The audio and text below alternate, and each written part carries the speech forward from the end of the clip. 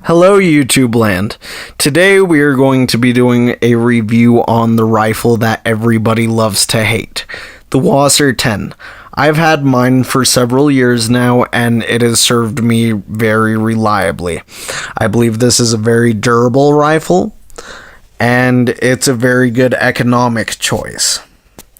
The first problem you're going to hear with these, the very first thing people complain about is that they don't feed well, specifically with hollow points. However, I don't use hollow points with rifles. I believe in soft points with rifles. I think hollow points are best left to handguns anyways, so I'm not too sure how it cycles hollow points. The second negative thing you're going to hear is that the sights are off, and they are. I have to aim to the left-hand side of my sight along this side, but it does fire accurately as long as you do the Kentucky windage and know how to use it. This problem could also be fixed very easily. I just haven't got around to doing this. I wouldn't want that to shy you away from purchasing this rifle because it does work very good.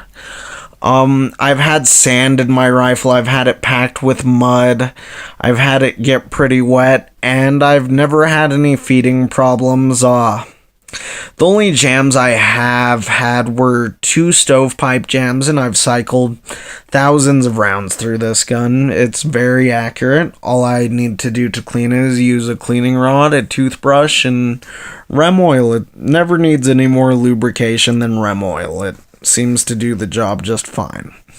90% of the ammunition that I fire through this is Toll Ammo. I believe that Toll Ammo is a very good brand. I might have had one misfire with Toll Ammo, just not in 7.62 by 39 millimeter. If you want to use Remington ammo, I'd suggest that you reload because there's no point in paying for brass when steel ammo is so much cheaper. There is a Tapco trigger in my WASR10 and it works perfectly. I wish I had a Tapco trigger in every firearm that I own. I got this gun originally to protect myself while camping from bobcats and bears. I believe it would serve its purpose. Luckily, I haven't had to test that. Overall, if you just want a gun to shoot for fun and protect yourself from wild animals while you're camping and you don't want to put too much care and maintenance into it, then buy yourself a WASR10. Now, the next thing I'm going to be talking about is the magazines. The 2 magazines that came with it work perfectly. The Tapco magazines stood up to their reputation and they work perfectly. I've used them several times. Now, here's a magazine that really gets a bad rap, just like the WASR10. It's the magazine that everybody loves to hate. It's the Thermal magazine. Mine are made in the USA. I've heard that the ones that are made in Canada function different. I have 6 of these. I've used 3 of them, and 2 of them I've used fairly excessively. I've never once had a problem. I hear that they melt when you lay them out in the sun. I've found this to be very untrue. They don't seem like your typical polymer mag. They sound almost plasticky. But I've never had any problems with them. Now, this magazine is a Pro Mag, and I would not suggest getting Pro Mags for an AK of any type.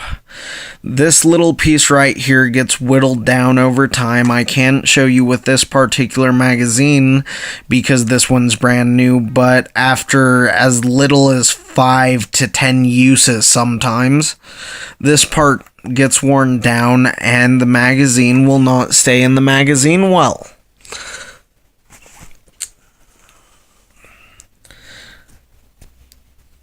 My entire oversight of this gun is it's a great value, it works phenomenally, it's durable, it's reliable, and I am willing to trust it with my life.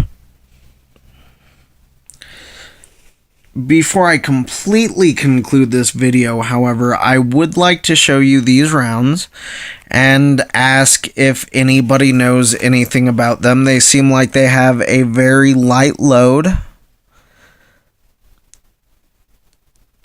and I'm not sure who makes them or where I can get more, but I'd like to do some ballistics testing with them for my own personal amusement.